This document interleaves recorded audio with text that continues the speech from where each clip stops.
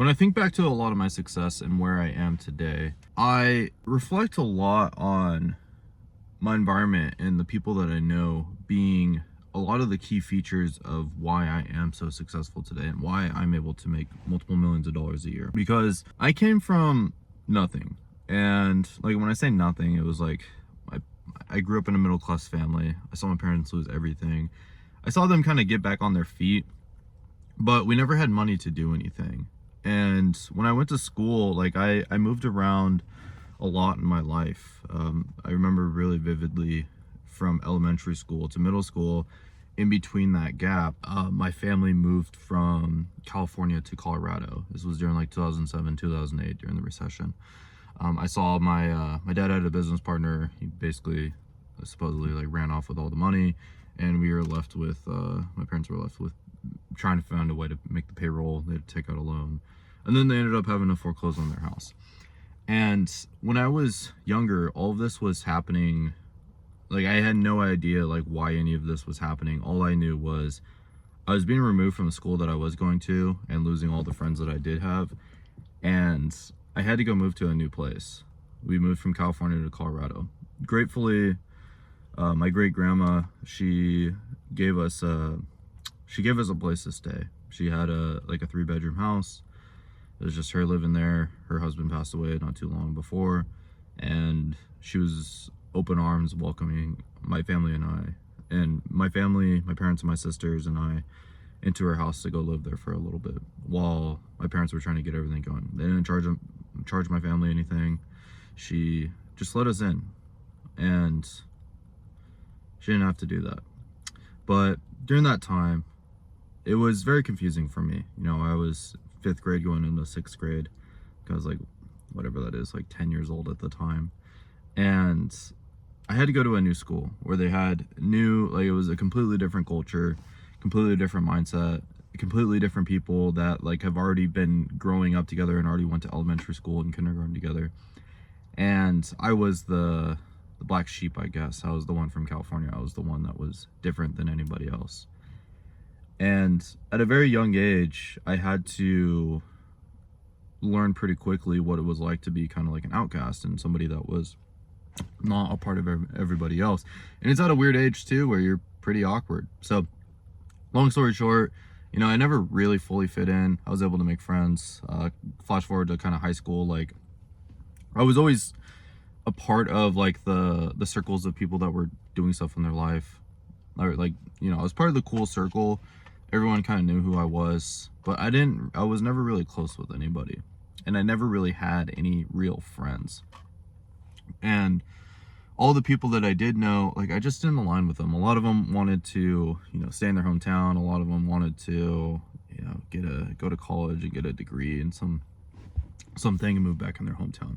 I wanted nothing to do with that town. I wanted nothing to do with those people, and I wanted different things than everybody else. I wanted to do really cool stuff in my life, and I knew staying in the small little farm town wasn't going to be the fix that I was looking for, the solution that I was looking for. And you know, it was hard because I got bullied. Like I was just outcasted a lot. You know, I say I was bullied a lot. It was more just like I didn't fit in anywhere, and it was like I wasn't very secure in myself, I think, as is anybody that's in high school. You know, a lot of us, we don't you know, we're still trying to develop our character and trying to learn who we are ourselves. And so I went to college, and when I went to college, I was still kind of facing the same thing. You know, I started to find out how to make money online. I started to learn how to like flip houses, and nobody else at school was doing that at all. I was the only person. Some people found out what I was doing and they always wanted to know what I was doing, but they weren't ever willing to do the work. I would kind of give them some opportunities and stuff, or show people how to do things, and they just would never do anything with it. So for the longest period of my time, to be straight with you, like I had no real friends. Like I had people that were friends, but I had nobody that was like, nobody that I could like talk about the things that I actually wanted to talk about. Nobody I could like talk about business. Nobody I could talk about, you know, going and traveling and doing any of the cool stuff that I really wanted to do. So for the longest period of time, I did not fit in. And so for me, finding friends that I shared similar values with was really difficult. just because there was nobody that I had. And then over time, as I started to get into business more, as I started to make more money and started to be more successful, the only people that I really had that were like friends that I shared similar values with were a lot older than me. Though a lot of them were like 10, 15 years at the youngest, older than me. A lot of them were in their like late 30s, early 40s. And I just didn't relate to anybody. Everybody in my age, they wanted to go to college and just have fun, or they wanted to go work their way up a corporate ladder. And then, you know, nobody really, like, I was always the youngest in every single room that I went into. And it was weird. Even to this day now, when I go out to restaurants or when I go do things or go shopping or whatever, like, I am typically the youngest person by at least 20 years. Nobody else is like living this life at my age, at least for the vast majority of people. Most people, they had to wait a very long time to be able to be in this position. And so what I started doing is I saw other people online that were like doing like things like me, that were just, they were kind of like social outcasts, and they always knew that they were capable of so much more, and that they were always building businesses online and stuff. So I always saw these people, and you know, it was kind of weird, because it was like I didn't really fit into the circles that I grew up in, and you know, I didn't really know anybody else that was making money online or any of that stuff. So I had to get myself out of my comfort zone and start reaching out to these people. So what I started doing is I would do everything that I could to start surrounding myself with other people that were doing stuff in their lives. So I would find events where other people were going, and I would always try to find the younger people, especially I was like 20, 21 at the time, making, you know, $30,000 a month or whatever, $50,000 a month. And so I started finding those people. I'd reach out to people on social media. It wasn't like today where you have money Twitter, where there's like all these young kids just making tons of money. It was kind of like more on Instagram, and Instagram was more about being cool, like having cool aesthetics and cool images and stuff. But I remember very vividly, there were some people that were having lots of success in YouTube. And so what I did was I kind of found a way to, you know, relate to those people. I reached out to them. I was like, hey, I'm doing YouTube as well. You know, I'm making pretty good money with it. And I was like, we should hang out or whatever. And so they're like, yeah, let's do it. Fly out to Hollywood and let's hang out tomorrow. I was like, okay, cool. This was my ticket in. So I literally bought a flight, flew down to Hollywood. I was at some house called like it was like right next door to like what was known as like the Cloud House or whatever that day in Hollywood, which I think now it's like the Hype House. I don't know. It was some big, huge, like $5-6 million house in Hollywood. And so I went there. We hit it off, me and this guy, and then we ended up. He introduced me to a bunch of people that were part of like FaZe, if you know, like the gaming industry.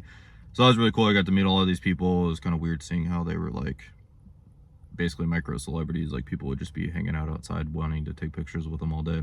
Thought it was the weirdest shit. And he was like, hey, I have this penthouse in Arizona. Do you want to come with me? I was like, okay, yeah, sure. So I go out there, hang out with them for a few days, stay there. He introduces me to like a bunch of people that are also making money online at a young age. And so I ended up making like a ton of friends out of this kind of like one person that kind of like opened the door for me and kind of showed everything. And that's when I first started kind of making my first real friends of other people that were making money online. That was my first experience with all of this. Was when I met this one person, he introduced me to everybody, or started introducing me to people. And then that's when I started to finally feel like I was validated in life. Like I was like that I wasn't just some crazy person in this town in Idaho in the middle of nowhere, the freaking black sheep out there.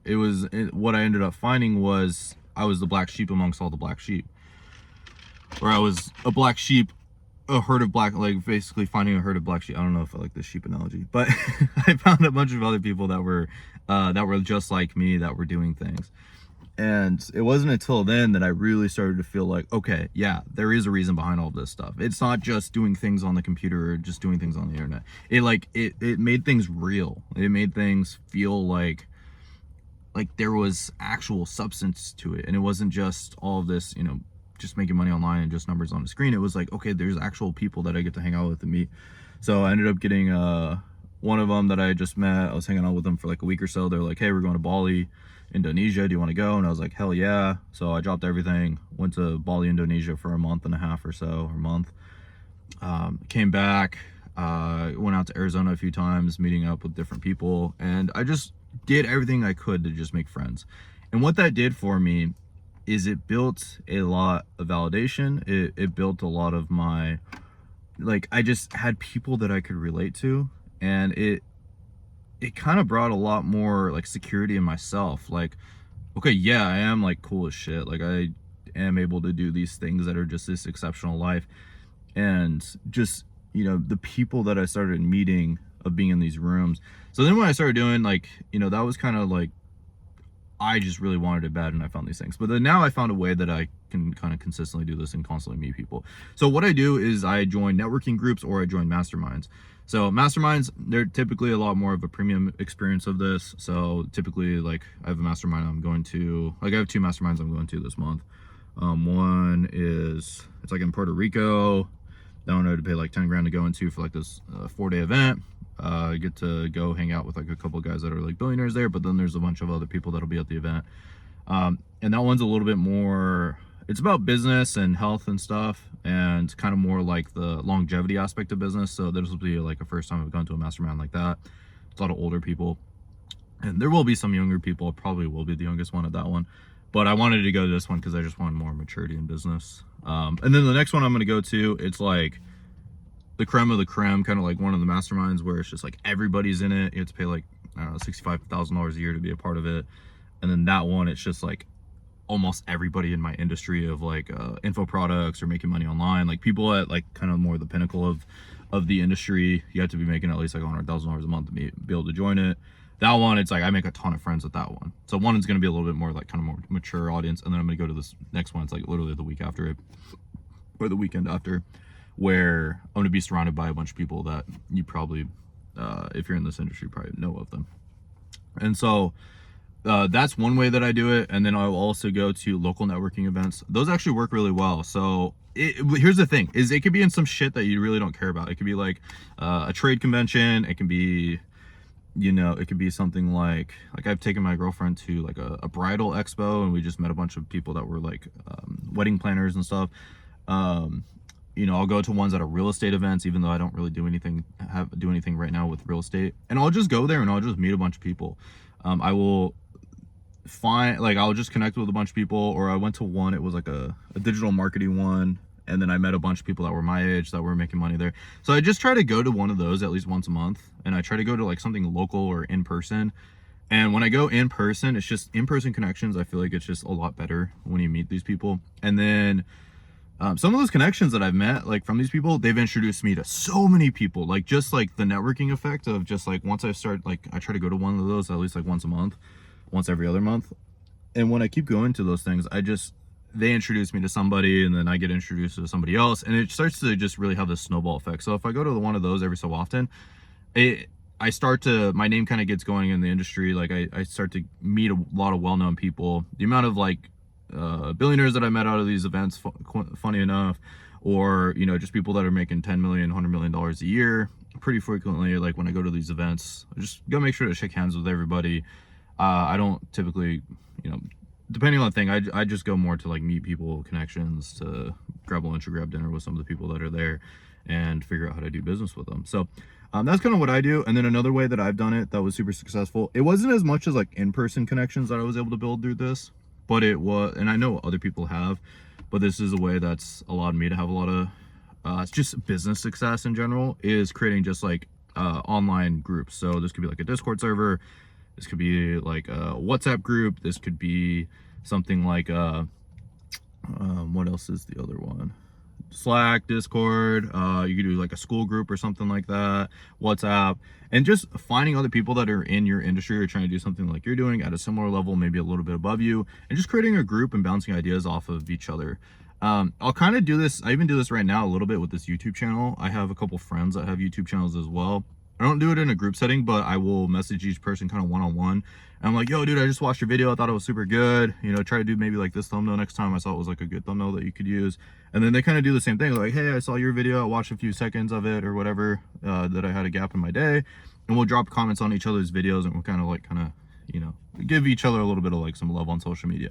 And that's created a lot of like really good connections of just like other people that are like, we're obviously both kind of in the same kind of caliber of like our YouTube channels, and we'll like kind of just shout each other out, kind of promote, like comment on each other's stuff. We'll kind of both support each other from afar, and we'll probably eventually go get dinner together or something next time if I'm in Miami, or if they're out in California, or for wherever in the same area. And so I'll do that a lot of times. I'll make a lot of connections through the work that I'm doing. So I will just get going. I'll do it for like at least a month or two, kind of get my foot in the door, and like to where people will probably know who I am. And then I'll start reaching out to other people and either just cheering them on, because this shit's not always easy. I'll kind of reach out to them, be like, yo, what's up? Or I will, I'll just kind of reach out to them, send them a message or comment on their stuff. And just like us seeing each other all the time on social media, just from us doing the work, has built a lot of insane connections for me. Like some people that I'm very impressed of some of the connections that I made just from me doing content and social media, and just kind of them seeing my stuff and reaching out to me, or me doing the same to them. These are some people that I've like looked up to for the past like 5 years. I'm like, whoa, I get to talk to this person because of the work that I do. So, you know, this is how I found to, you know, kind of one other thing to add to this is you will receive the lowest standard that you tolerate. So if you tolerate a bunch of people that are going to treat you like shit, if you tolerate a bunch of people, you know, that are doing, like, if you tolerate surrounding yourself with a bunch of people that aren't doing anything with their life, you're going to surround yourself, like, it's going to be far more likely that you're going to surround yourself with a bunch of people that are not really doing anything in your life, versus if you have a low tolerance to hanging out with people that aren't doing anything with their lives, like you only allow yourself to hang out with successful people, it's going to be a lonely as fuck, but it's going to be like the most worthwhile way of making tons of friends and being surrounded by lots of people that are doing great things inside of their lives. So for me, a lot of my life, I was just okay with being lonely, because I just couldn't stand all the other people that weren't doing anything in their lives. And it's just, I hated how I felt like being around these people that were very limiting and just like didn't see the world the way that I saw it. And I knew that wasn't for me. Like I just had a tough time spending time with them. I don't know, I would rather be lonely than hang out with people that just aren't going to do anything inside of their lives. And that's just something that, you know, a little bit of some comfort for myself. Like it was hard, it was lonely, and it was boring in a lot of senses, and it was just like, you know, there was a lot of days where it was maybe very mentally exhausting, and it took a lot of strength mentally. But I am so glad and so grateful that I just stuck with it, and I decided not to surround myself with people that aren't doing anything with their lives and just working some minimum wage job. I knew that I was meant for greater things, and I wanted to be surrounded by other people that are meant for greater things. And so I would much rather be lonely than I would be hanging out with people that are limiting myself and holding me back. And I know that's hard for other people, you know, because they would, like, loneliness is like their scariest thing that could happen. But it's temporary. That's why I think you should go on, that's why I talk about on this channel, like, you should go on like dark mode. You should go disappear for like 6 months or 90 days or whatever. This isn't a permanent thing. It's not like you're going to be lonely for the rest of your life. But if you allow yourself to be lonely for 3 months, for 6 months, for a year, and then come back and try to make friends, you'll be a lot more likely to make friends of cooler people, and it'll be a lot easier for you to make friends because you just have a lot more going for you than if you didn't. And sometimes it's just like, if you can just block yourself mentally for like, okay, for 3 months, for 6 months, for a year, I'm not going to worry about friends, or 2 years, I'm not going to worry about girls, I'm not going to worry about friends, I'm not going to worry about anything other than just getting fit and making a ton of money. If you just focus on that, and then you come back, like after you've done the thing, after you've gotten richer, after you've gotten more ripped, and, you know, maybe you might be a little bit socially awkward out the gate, but you'll be a lot more likely to make friends. Some things that I'll do, like once I kind of go through those phases of grinding and then coming back and making friends, is then I will go pick up some hobbies. Like I'll go get into like jujitsu, or I will go do things like, I got into salsa dancing at one point in time, or doing like yoga classes. And I would do it for, yeah, like the physical activity of it, but a lot of it was for the social life. And I would just start meeting a lot of people. Like I loved meeting like the salsa dancing crew, or when I got into fitness a lot, and just started working out every day. I found the biggest dude in the gym, and I just said, hey, can I work out with you every day? Because I want to get big like you. And he's like, okay, cool, yeah, let's do it. And then I was like, what time you want to do it? I was like, let's do 7 a.m. So he's like, okay, cool. So then every single day for 3 months straight, I did this thing called 75 Hard with the guy, and we ended up becoming like best friends through all of it. It was like, to me at first, he was like the scariest guy in the room, but after meeting him and getting to know him, he was like the easiest guy to talk to. He was like the nicest guy in the entire room when I thought I had to, when I thought he was like the most intimidating. And it's kind of funny how like this perception builds of these people that we think are like the most hardcore person, and he ended up being the nicest, and he became one of my best friends to this day. So that's what I got. To recap, you will receive the lowest standard that you tolerate. There is more for you out there. It's okay to be lonely. I get it. It's scary because it's like loneliness biologically to us is death. If we are outcasted from the group, if we don't have friends, if we don't have a social life, biologically that means we weren't going to have food, and it means we didn't have the community aspect of us as human beings, and it meant that we were going to die. And what I will say is that is no longer true. Like, we live in a day and an age where we have grocery stores, we have everything within access. We don't have to be hunters and gatherers anymore. We have to kind of like resist that kind of mindset or that mind frame. What we need to do is we need to find other circles of other people that are doing just what we're doing. So if you're starting, let's say, a faceless YouTube channel, or you're starting a Shopify store, if you're starting a personal brand, if you're starting on Twitter, go find other people that you want to be closer to. Obviously you'll have the people with hundreds of thousands or millions of subscribers, but go find the people with like 1,000 subscribers. Go find the people with 10,000 subscribers, the people with like 300 subscribers. Reach out to them and make friends with those people, because those people are, A, they're way more accessible, and then also B, they're a lot more relatable to you, and they're kind of like good for accountability partners, and they're good to like kind of bounce things off of. So you can start building a network of 5 people, 10 people that are all kind of like in a similar situation pretty easily. So go do that. The next thing is go to in-person events and go to masterminds if you can afford to join masterminds. Like, those are some of the best connections that you will make as far as like having in-person real life connections, and it will open the doors to so many things. So it's kind of funny, like, especially this industry that I'm in of making money online, how small the industry is. Like, after me being in it for 7. Okay, so my phone overheated, but anyways, what I was saying is, like, after being in the industry for 7 years, I start to see the same people over and over and over again, and I start meeting the same people, and I start getting introduced to different people, and just me showing up constantly, just even if it could be a local networking event in my local area, all these people typically know other people in other cities that I know are in my industry. So go in, tell your story, talk to people, share what you're doing, share your dreams, share your visions, at least with these people that have done the quote-unquote impossible and have done the crazy things.